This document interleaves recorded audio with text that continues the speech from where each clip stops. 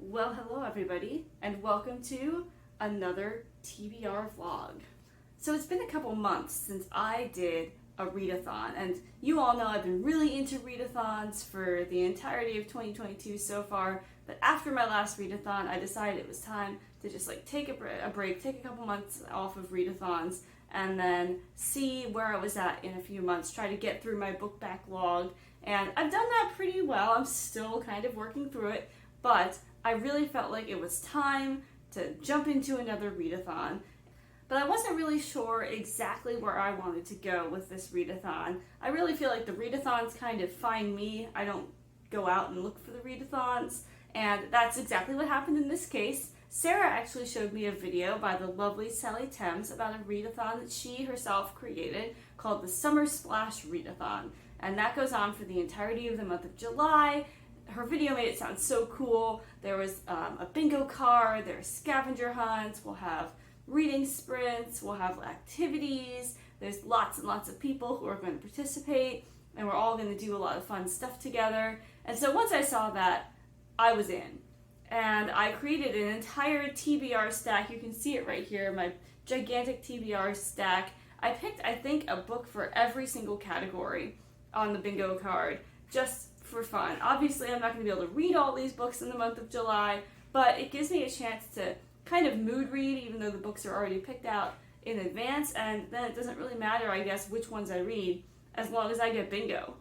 So I'm going to take you through my Summer Splash Readathon TBR, and if you see me looking down here, it's because I have all the categories written out on this piece of paper. I'm going to do my best to remember what each category actually stands for. Some of them I get a little confused, and to anybody from the Readathon watching this, I apologize if I get it wrong. Luckily, I'm going to include the link to the Instagram page for the Summer Splash Readathon, so if I get anything wrong, you can go ahead and check it out yourself and see what the right answer is. So let me go ahead and take you through all the books that I have here. I think I only doubled up on one category with a book.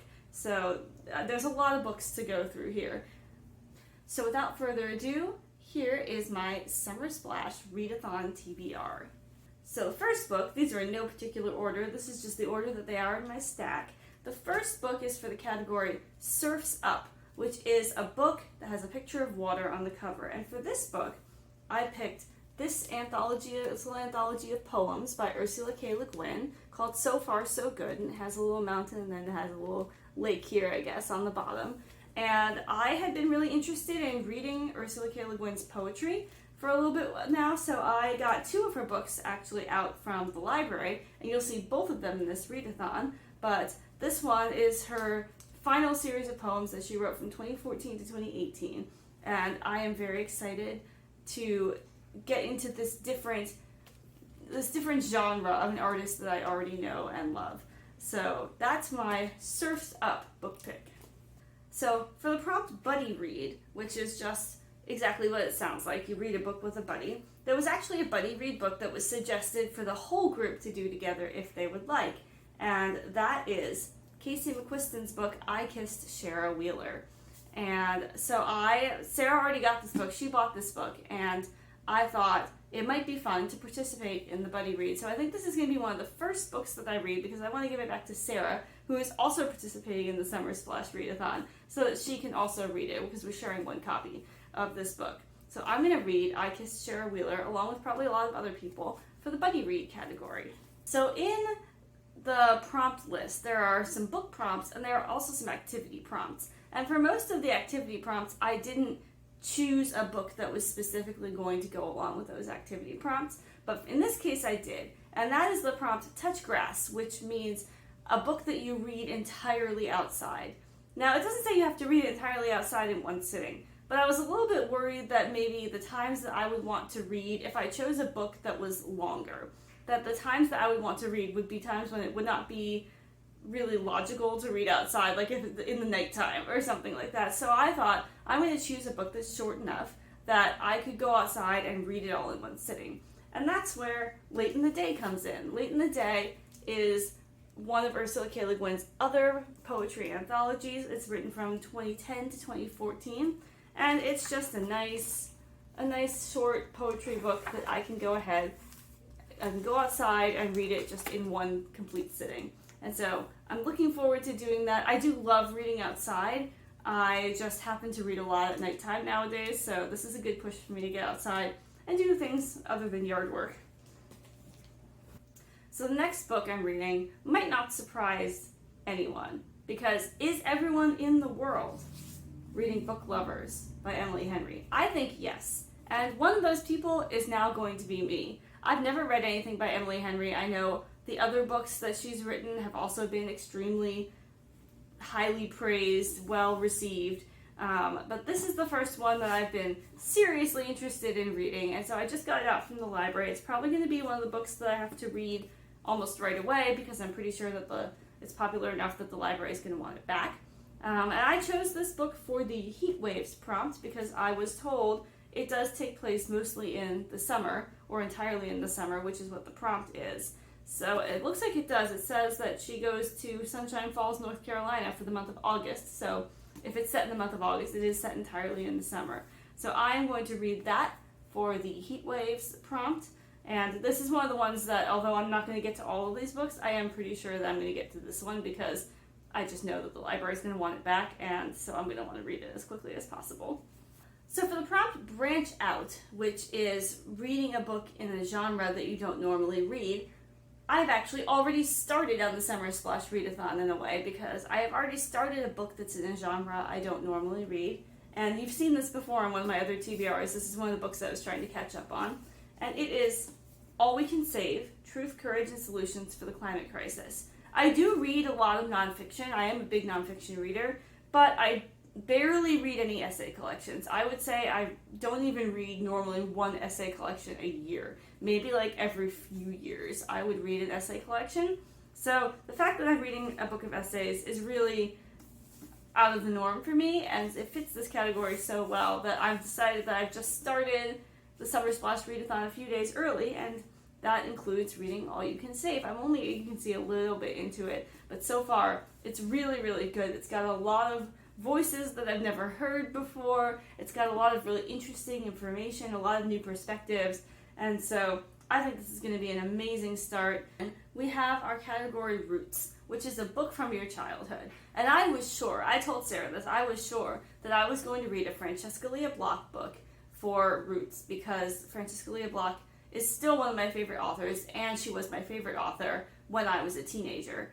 But then I was looking on my shelves for a Francesca Lia Block book, and I saw 14 and Holding by Candace F. Ransom. I don't know how to describe this book except for like coming of age comedy that was outdated when I read it in high school, which, like, not that we're counting, but I'm 35, so that was a really long time ago, and this book was outdated when I read it, so it's going to be like extra double special outdated now, and I can't wait to just revisit this. I remember it being like funny but cringy funny when I first read it, and I have a feeling it's only going to grow more like that over time. So I'm gonna enjoy reading this. The pages are super yellowed. I got this at a used bookstore, and I'm just gonna go back to my teenage years and cringe and see how I feel about it after all of this time. So the next prompt is Sunny Days, and this is a book with yellow on the cover. And for this book, I chose Kevin Kwan's Rich People Problems. I didn't expect to love Kevin Kwan's writing, but I do. I read Sex and Vanity on the beach last year, and I just thought it was hilarious and well written, and so I got all of the other books by Kevin Kwan that I have not yet read out from the library, and because this one has yellow on the cover, I'm going to start with this one. I don't know if these are actually supposed to be read in any specific order. It looks like this is the final installment in a trilogy. And the other one I have not yet, the middle one I have not yet read. But hopefully that'll be okay. I guess I might be spoiling myself for something, but I think I'm going to enjoy this book regardless. It has just a really cool looking cover too. And I'm not going to the beach this year, but it will be nice to at least just like sit in my bed or sit on my couch and read just a fun book like this one.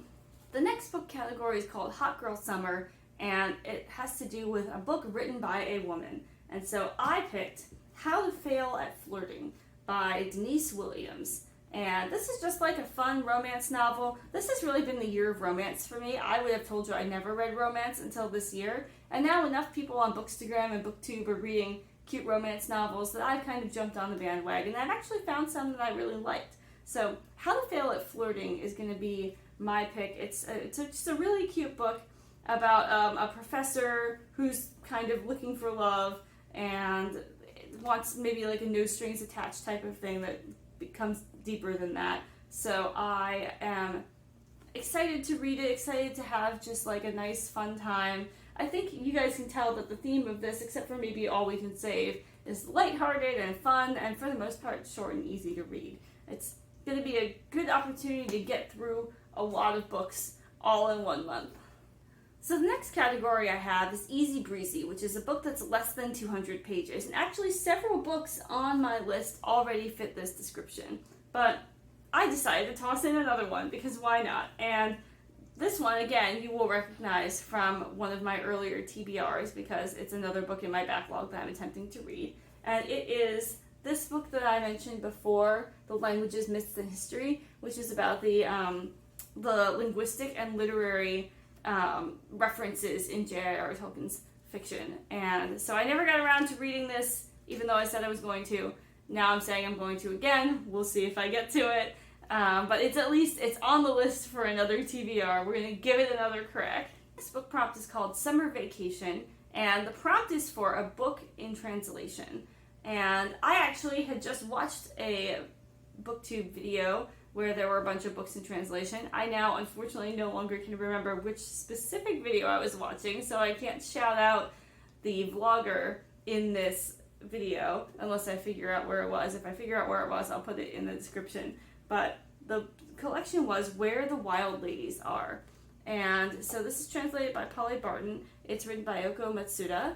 And it's, I believe, a story collection. It looks like using Japanese folk tales and kind of gives them a new spin. And I was so intrigued by this book when I saw whichever video it was that I was watching. And so I was able to get it out of the library for myself. And I don't read a lot of books in translation. I should probably be reading a lot more books in translation. But this seems like a great start, and I'm going to go ahead and give it a try. So then I have 2 more books that I don't have physical copies of. But the last book that I have a physical copy of is for the prompt Spice It Up, which is, I believe, a book written by a person of color.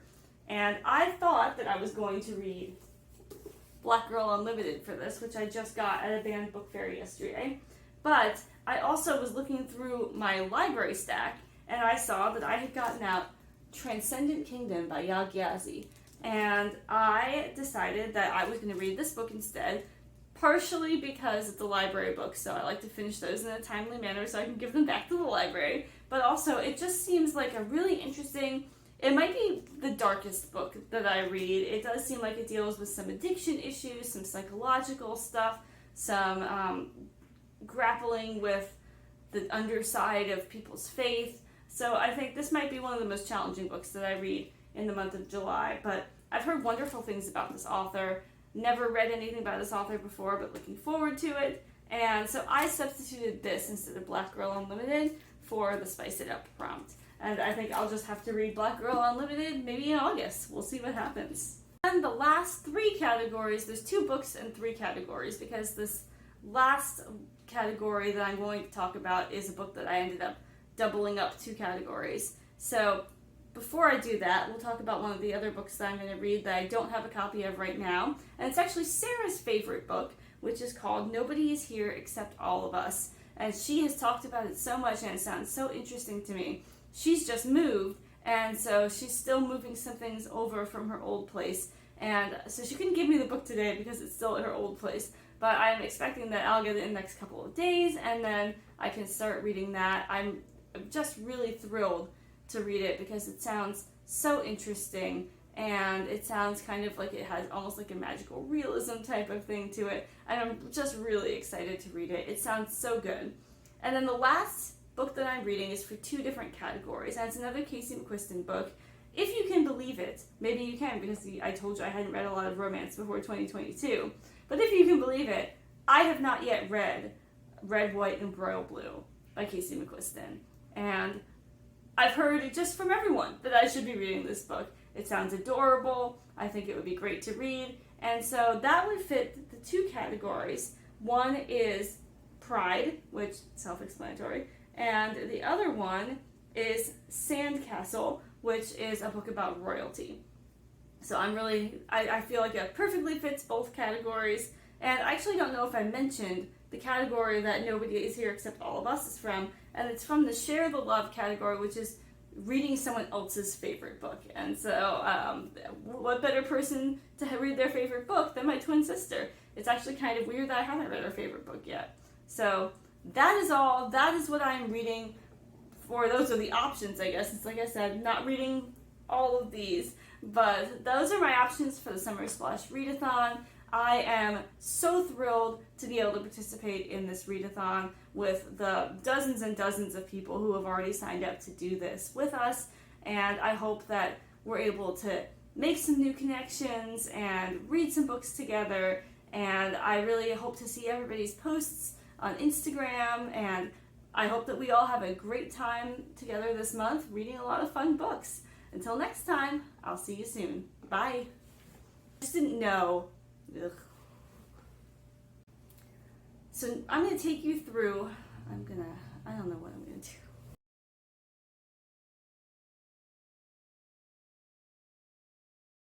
I read, God, now I can't remember what